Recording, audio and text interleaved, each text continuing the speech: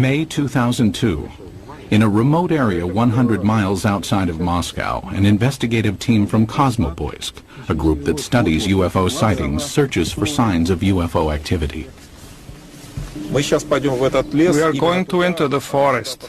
This is the place pointed out by local people to be the destination of different types of UFOs. Soviet ufologists have been active since the 1960s.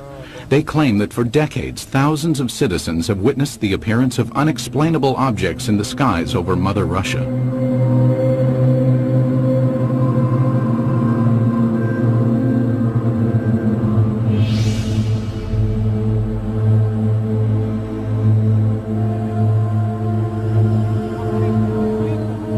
Today, ufologists in Russia work in the open and report their findings freely.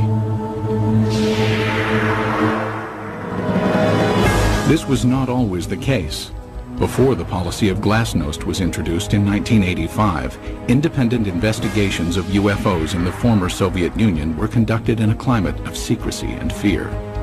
At times, official government policy denied the existence of UFOs and any UFO activity, and prohibited anyone from reporting otherwise. The UFO research in the former Soviet Union was a very complicated matter because one had to deal with overall state secrecy. Meanwhile, the Soviet government was involved in covert UFO investigations of its own. We know that the Russian government studied this secretly for a period of 40 years. We know that they took it very seriously. We also know that there have been various attempts, including more recent ones, to put a spin on this to say, there's nothing to it. That's a bunch of baloney. The results of the Soviets' most far-reaching secret UFO study became public in the year 2000. The inquiry started in 1978 and took 13 years to complete. The investigative team consisted of top scientists and military experts, and was completely clandestine. Certainly, this collaboration between the Academy of Sciences and the Ministry of Defense was not paraded. I mean, formally, these studies were closed. Classified organizations took part in these studies. This research should have a secret character. Colonel Boris Sokolov was the coordinator of the investigation. Shortly after the fall of the Soviet Union, he met with American investigative journalist George Knapp. Sokolov told us that just as in America, 90 to 95% of these cases could be explained away, but the remaining 5 to 10% could not be easily explained. The 13-year Soviet UFO study scrutinized some of the most puzzling sightings in Russian history. In 1968, a cameraman documenting a test of a Soviet jet fighter noticed a huge triangular object in the sky. He focused his camera on the object and caught it on film. In 1977, an unusual aerial display sent tentacles of light streaming down over the town of Petrozavodsk. Some claim the event caused fine holes to be glazed in glass windows and concrete. In 1982, military personnel at an intercontinental ballistic missile base witnessed several brilliantly lit orbs overhead. Seconds later, a warning light indicated a missile had switched to the prepare to launch mode. Had an alleged UFO come close to starting a nuclear attack?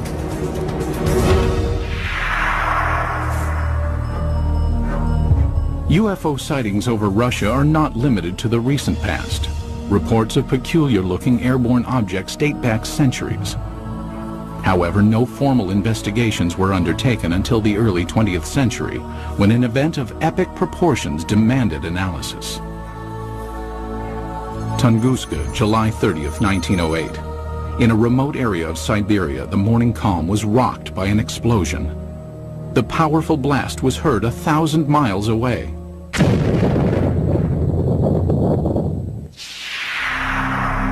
There was an enormous fireball blast, something on the order of 15 megatons of equivalent energy, which is roughly 1,000 times that of the Hiroshima blast at the end of the Second World War. This was an extraordinary event. Because of the remoteness of the Tunguska region, it was almost 20 years before any government researchers visited the site. The first expedition to reach Tunguska was headed by Russian mineralogist Leonid Kulik.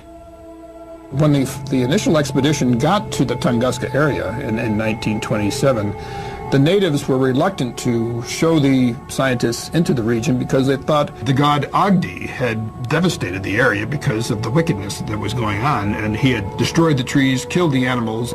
Kulik eventually convinced locals to direct him to the blast location.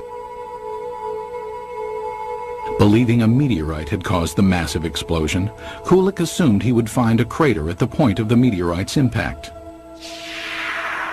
To his surprise, there was none. He looked for meteorite samples on the ground because often when an object hits the Earth, it throws up debris, and the debris is recoverable around the edges of the crater. But of course he didn't find that either. What Kulik discovered has stirred UFO debate for decades. At the blast's epicenter was a frozen swamp with an untouched clump of fully grown trees in the middle.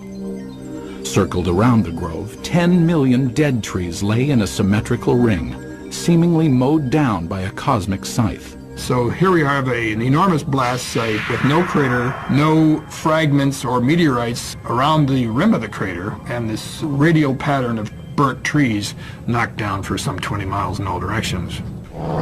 In the years that followed, others traveled to Tunguska to study the unusual occurrence.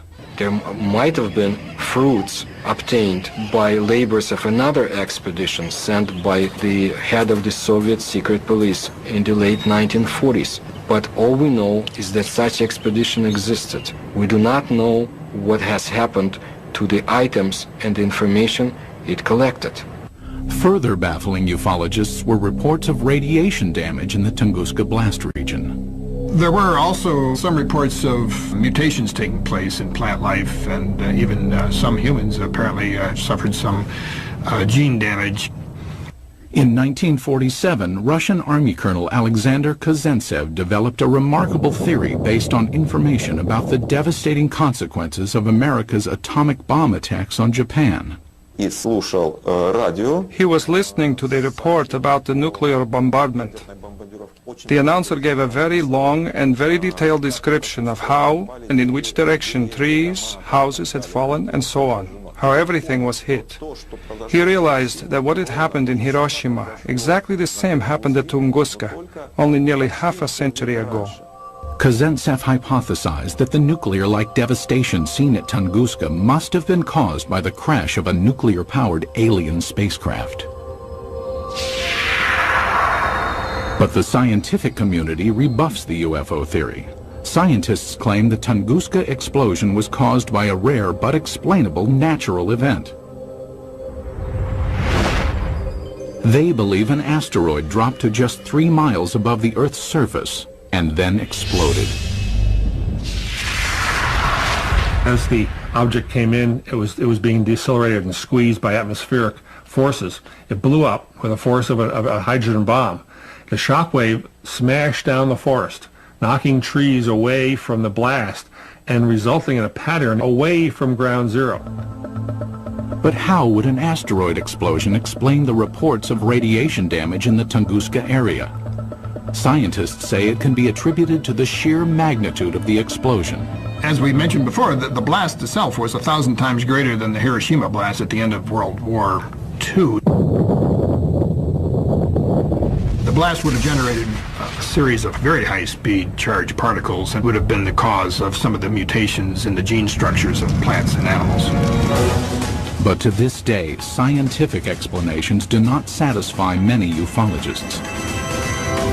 I have been several times to the place where the Tunguska body fell. I intentionally call it body, not meteorite. I mean, the catastrophe of an asteroid, of a comet, or of any other natural body cannot lead to such consequences. A number of expeditions found things that they couldn't explain. There were some people who were saying that the evidence suggested this was some kind of an alien spaceship. That was the kind of magical explanation you use when you don't have enough real science to understand the physics and the astronomy involved. Throughout the rest of the 20th century, magical explanations of unidentified flying objects over Russian skies would continue. And in one instance would help expose a top-secret Soviet military project.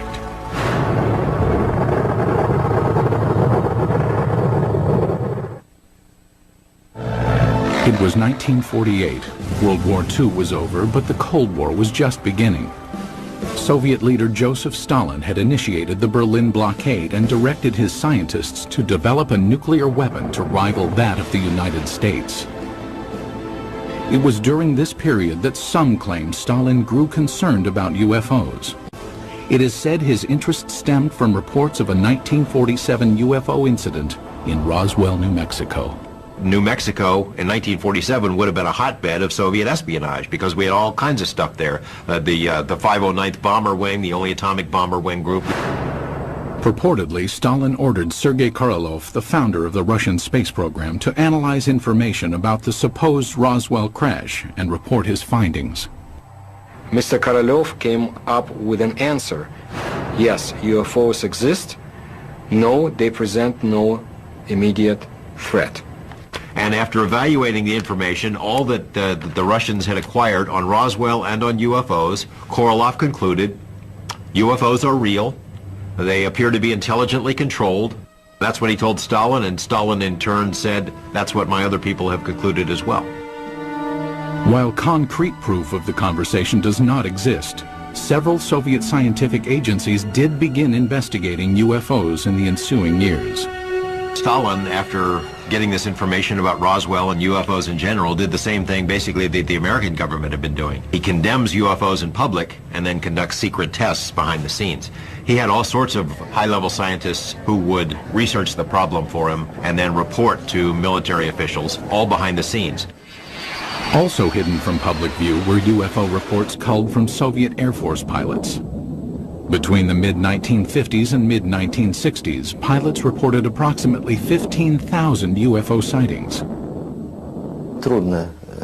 It is very difficult to find a pilot who has been flying for many years and has never seen a UFO.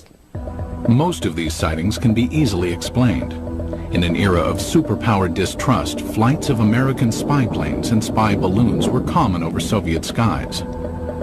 But investigative journalist George Knapp, who has viewed portions of the Soviet UFO files, found some of the pilot sightings perplexing. There were 40 instances where Russian warplanes were sent after UFOs. This is not temperature inversion, this is not a weather balloon, this is not swamp gas, these are craft floating around in the airspace of Russia, and they sent warplanes to go chase them. While pilots continued to report strange objects in the sky, none could offer tangible evidence to support their claims.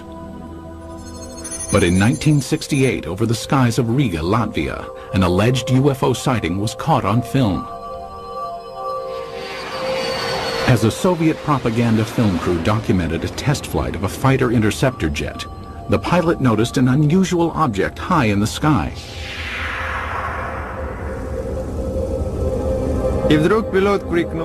And suddenly the pilot shouted, "Look, film it!" We looked and saw a triangle at a tremendous height. Fighter planes scrambled to investigate, but the object quickly disappeared behind a cloud and was never seen again. It was later estimated that the craft was hovering approximately 7 miles above the ground. The film was sent to the Kremlin, where it remained locked from public view for years. They really took it seriously. I say seriously because the film was taken away. It was declared completely secret. Outsiders have only recently seen the confiscated film.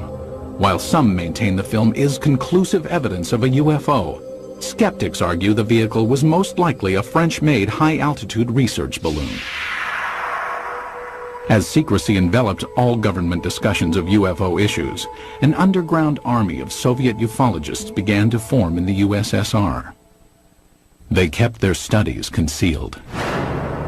Russians who study UFOs in this period report that they had a very serious feeling of threat from the Soviet government, that they were doing something which the Soviet government disapproved of.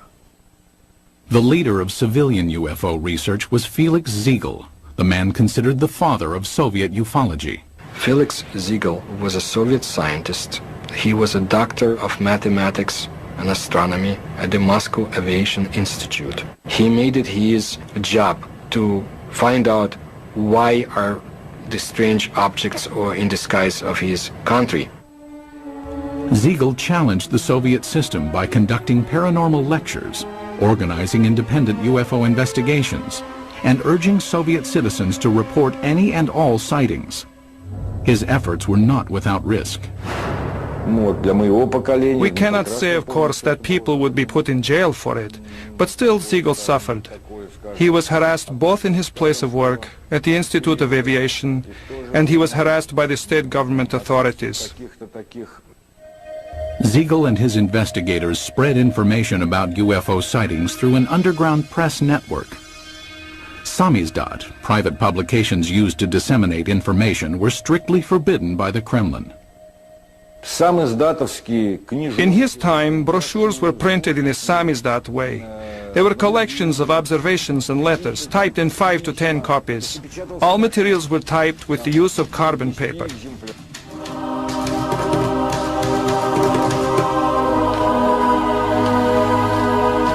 Samizdat papers were distributed by trustworthy messengers who secretly carried the copies from one person to the next.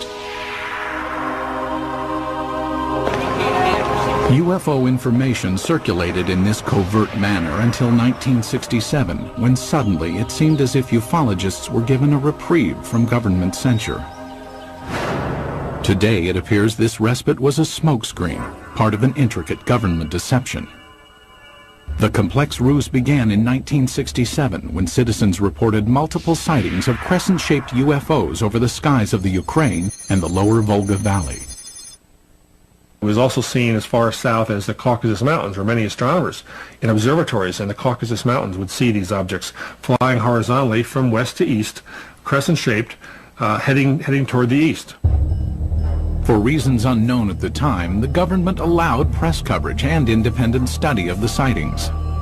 Felix Siegel was granted permission to form a government-sanctioned investigative committee made up of over 200 scientific and military experts. In October 1967, they convened at the Central House of Aviation and Cosmonautics in Moscow. Their goal? Determine the cause of the mass sightings. On television and in newspapers, Siegel's committee appealed to Soviet citizens to report information on UFOs. For the first time in Soviet history, UFOs seemed to be an open topic. It was like a breath of fresh air. Freedom of discussion about a forbidden subject was permitted to the Soviet citizens, and this was something unheard of. And alas, it did not last long. Within a few months of Siegel's televised appeal, the steel jaws of Soviet censorship clamped down. Reporting of UFOs was once again off limits. The subject was dropped from the controlled media, and Siegel's committee was ordered to disband. The committee was to encourage people to report. As soon as the reports began to gather, somebody in Moscow quashed the activity, canceled the committee, canceled publication of further works, and put a lid on it. Cries of a Kremlin whitewash were immediately sounded.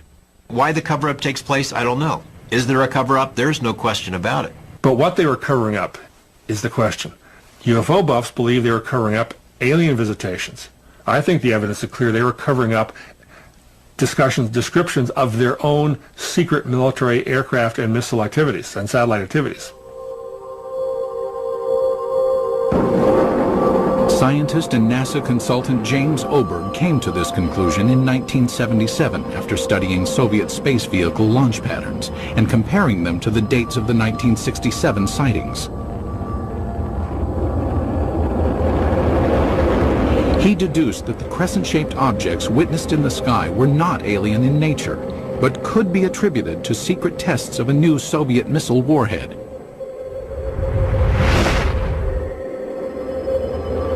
People in the area saw the rockets, especially at night, saw the streamers, the contrails in the sky, even heard the rockets. They were told by the government that there was nothing there, that it was not anything ours. It became a UFO phenomenon. Later dubbed by the Pentagon as a fractional orbital bombardment system, the Soviets had good reason to keep the tests secret. It was designed to sneak under our radar as a first strike weapon. It was one of these scary things that you only build it if you mean to make a sneak attack. It was also illegal to have such a weapon because in 1967, the U.S. and Russia and other countries signed a treaty forbidding the placing of nuclear weapons into orbit. But why, after crushing public dissemination of UFO information for years, did the government briefly loosen its restrictions in 1967? It appears now to have been a deliberate ploy to fool its citizens and the international community about the true nature of the sightings. The Soviet government did not want the public to understand what was going on. They didn't want the Americans to know, for example, what was going on. It was a useful camouflage. It diverted people's attention. Because it was a UFO, Western journalists would laugh rather than investigate it. The cover-up by the Soviet government is in letting people think they're flying saucers. The strategy backfired when the extensive UFO data collected by Felix Ziegel's committee was published in magazines.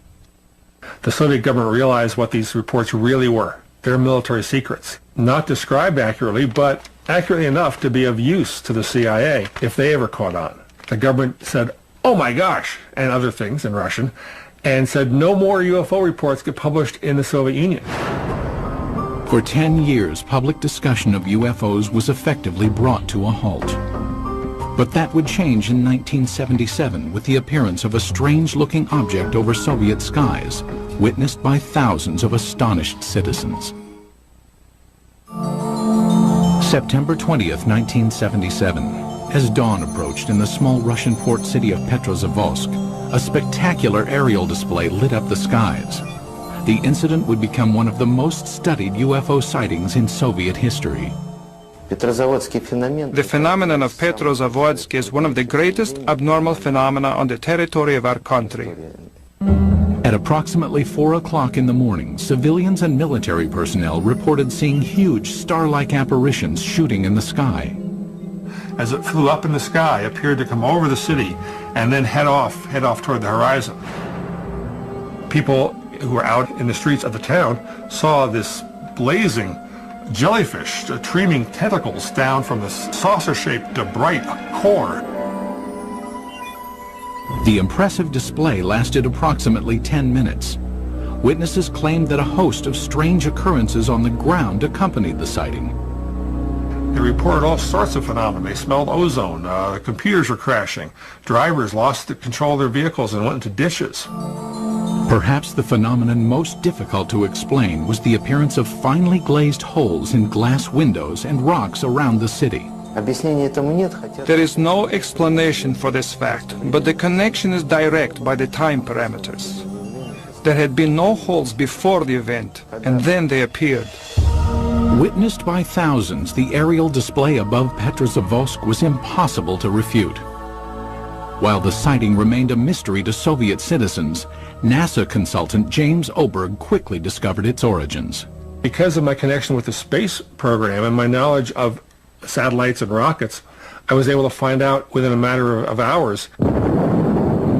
There was a rocket launching that morning from a secret space center north of Moscow at precisely the time people were seeing this UFO.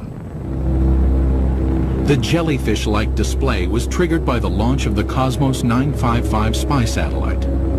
As the rocket engine contrails were backlit by the rising morning sun, it produced the tentacle effect observed by witnesses. So this what they call basically the smoking gun of Soviet ufology. They call it a Medusa, or jellyfish UFO, because it was streamers of light coming down from the streamers in the rocket engines of the rocket, as it turned out. As with previous mass sightings, the government had ample reason to keep the truth hidden from Soviet citizens. The satellite was launched from a secret military space center called Plesetsk, one of several undisclosed missile bases scattered throughout the Soviet Union. Most ufologists accept the satellite launch as the cause of the aerial display. But many argue it does not fully clarify the mystery. How shall we explain the appearance of some beams that burnt the glass? When the pieces of the glass were analyzed at the Institute of Metrology in Moscow, they concluded that these holes resulted from badly glazed window glass. That is, a purely technical defect took place. I I do not believe that the launch of a secret military satellite would explain the holes that were made in the glass. My personal opinion, no, this was not man-made technology that's responsible for such effects. There were some reports of holes being drilled into glass window panes and in paving stones. I saw those reports. I can't explain it. And all these sorts of additional phenomena, these additional reports, are typical of what happens when people see a very sudden, shocking sight in the sky and look around them for corroborative evidence. Most of the time, it's irrelevant, independent, and sometimes even imaginary. While the mysterious holes might never be fully explained, the Petrozavodsk incident had much deeper consequences inside the walls of the Kremlin. The upshot of this incident was the decision of the Soviet government to create a secret program to study UFOs. In the weeks following the Petrozavodsk sighting, the Soviet Academy of Sciences received inquiries from several European nations concerned about the nature of the event. In response, the Academy of Sciences requested permission from the Kremlin to initiate a top-secret investigation of anomalous occurrences. Although aware the majority of these events were not paranormal in nature, the scientists admitted in their request that they could not provide a scientific basis for all UFO sightings. The Academy of Sciences can neither ignore or explain the paranormal phenomena similar to that observed in September 1977 in Petrozavodsk. The program was organized to show that we did not know the answers to these questions and would be studying it on the scientific level. That was the way the official scientific program for studying abnormal phenomena and extraterrestrial flying objects started its work in the Soviet Union. In 1978, the investigation that later became known as Institute 22 was formally started. The study lasted 13 years and was completely concealed from public view. But why did the Soviet government spend time and money to investigate a phenomenon it already knew the origins of? There's really no surprise that the Soviet military, even if they understood the nature of most of these reports, would still investigate them. The Soviets traditionally spied on themselves as severely as they spied on the West. If they already knew that these are missile tests, why do they have to have a nationwide study behind the scenes? I mean, it's not like the results of the study were ever going to be published anywhere. It was a secret. So it makes no sense. While the rationale for the beginnings of the study is still debated, there is no doubt the scope of the investigation was far-reaching.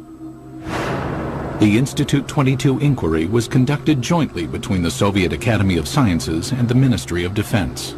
It was very useful for the Academy of Sciences to collaborate and to carry out studies together with the Ministry of Defense, because naturally it was much easier for the Ministry of Defense to get the information we had no access to.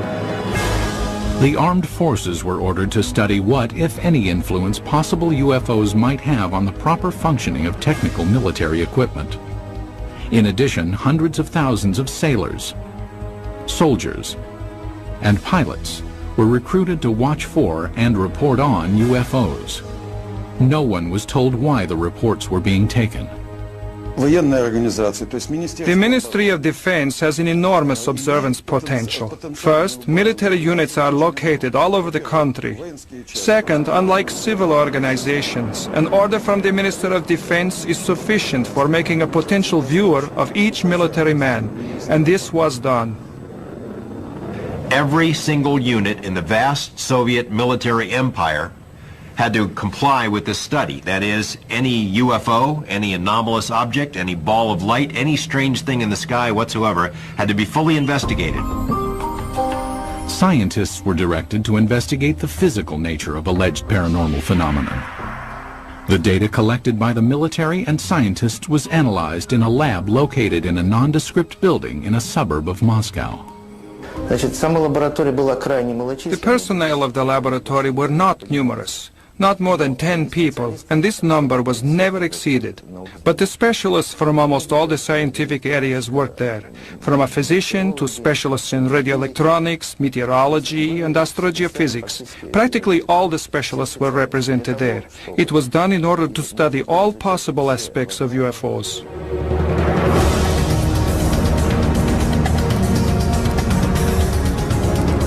6 years into the study, Institute 22 would be called on to scrutinize an incident of global consequence, when a suspected UFO incident placed the world on the brink of nuclear war.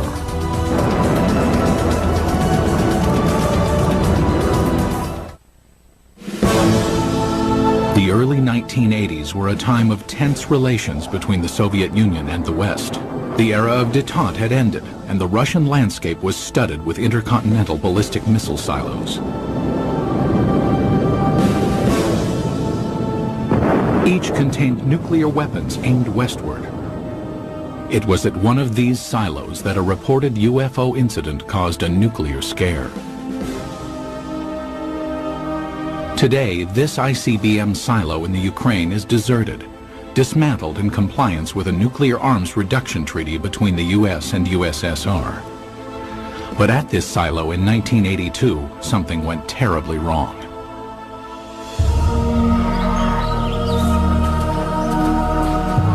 It started at approximately 6 p.m. when soldiers and villagers in the nearby town of Bielo-Korovichi witnessed a strange object in the dusk sky. A military officer at the time described what he saw.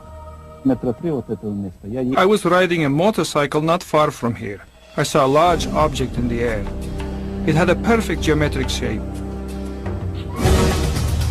At the same moment inside the silo, an emergency warning light indicated that a nuclear missile had switched to launch mode.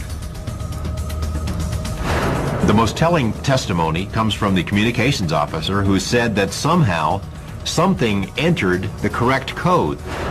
But Moscow had not ordered a launch, nor had any personnel in the bunker touched the control panel. For 15 agonizing seconds, technicians frantically scrambled to stop the launch. Then, without explanation, the launch sequence was aborted. They were ready for launch. The UFO, poof, goes away. Poof, the command control module goes back to normal. Had a UFO somehow interfered with the launch controls of a nuclear missile? A team of investigators from Institute 22, the secret state-sponsored UFO research team, was immediately ordered to the missile base. They established within a very short period, literally half a day, that a military training exercise took place at a nearby aerial ground. Investigators learned that the sighting occurred at the same time and in the same area where the military was testing flares. Dropped out of planes, the flares provided 5 to 7 minutes of illumination. That explained the strange display in the sky. But why did the nuclear launch sequence activate? The fact that the emergency situation coincided with the effects which took place is certainly a remarkable coincidence, but it is still a coincidence. The ICBM control equipment was systematically taken apart and rebuilt, but no defects were found. It's not just an electrical malfunction. Something entered the correct launch codes. That just doesn't happen every day. We hear from our government UFOs are not a matter of national security. The Russian government has been telling its people the same thing. They're trying to confuse us. This incident is clear evidence, if ever there was, that UFOs do carry national security implications.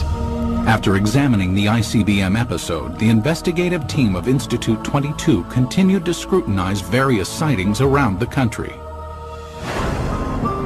Some who reported UFOs had a much closer view than those on Earth. Cosmonauts.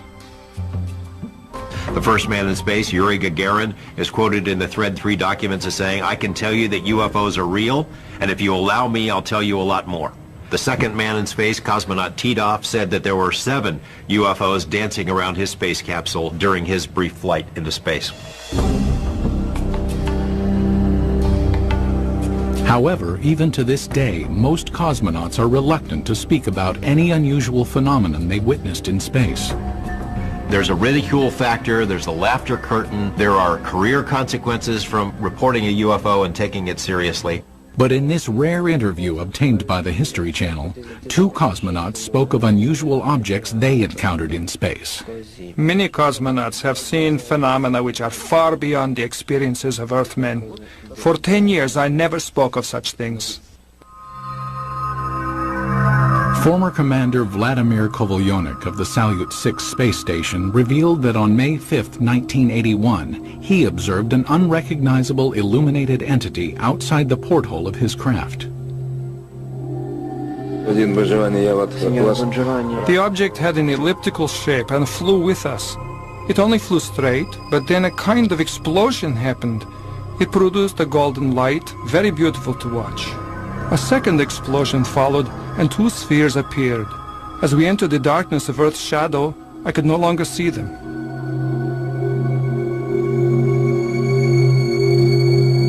On a Mir mission in 1991, cosmonaut Musa Manarov managed to videotape an anomalous object during a routine docking procedure. I was looking out the biggest window.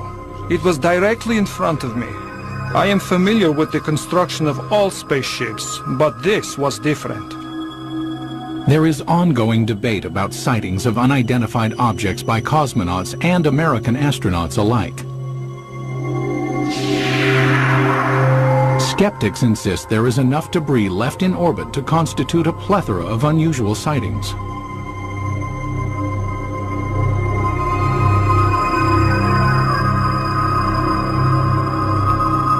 As cosmonauts traveled amidst the stars, the 1990s saw major changes take place on Soviet soil.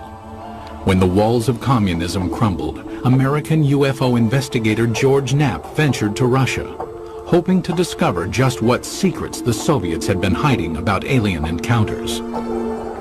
What he found was startling.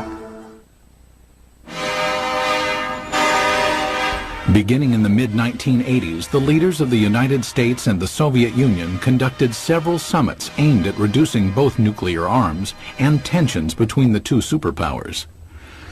Shortly after one such meeting, President Ronald Reagan revealed he and Mikhail Gorbachev had discussed the topic of alien encounters. I couldn't help but say to him, just think how easy his task and mine might be in these meetings that we held if suddenly there was a threat to this world from some other species, from another planet, outside in the universe. We'd forget all the little local differences that we have between our countries. Reagan made 5 different public statements, including one to the United Nations, that, well, boy, wouldn't it be something if UFOs were suddenly a threat to us and we'd all get together?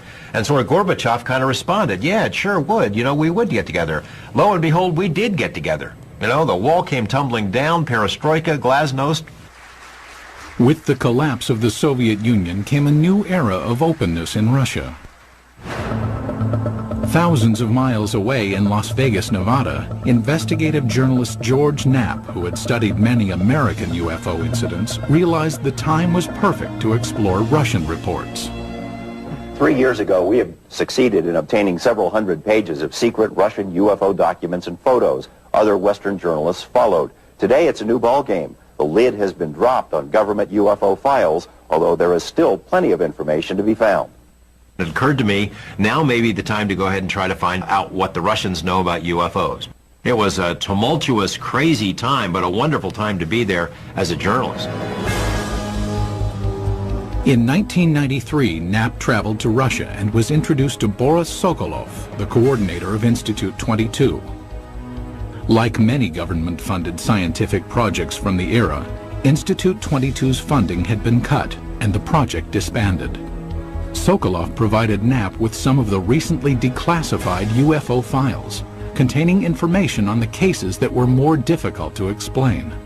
He had culled from the thousands of reports some of the most interesting ones and had kept them in these binders, and we were able to get them and bring them back. Why would the Russian military study all of this stuff? Colonel Sokolov said it was a very practical reason. They knew that UFOs could do things that their planes couldn't. Figured by studying it, they may be able to get an advantage over us in terms of stealth technology. Upon returning to the United States, Knapp made some of the files public.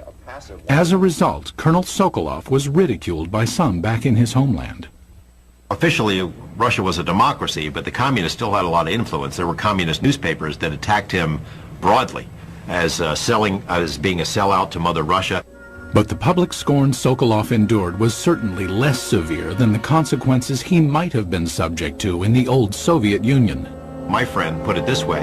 He said, if this had happened 5 years ago, we would be in prison. If it had happened 10 years ago, we'd all be shot for giving up these secrets. But in 2000, the relaxed political climate allowed Sokolov and scientist Yuli Platov to publish a report summarizing the findings of Institute 22. Entitled The History of UFO State Research in the USSR, the report concluded that of the 3,000 UFO sightings investigated, 90 to 95% of the incidents could be attributed to man-made phenomenon, mostly missile launches and research balloons. The remaining 5 to 10% could not be easily explained. He was not willing to conclude that any of these things were extraterrestrials or interdimensionals or aliens from the future or anything of that sort.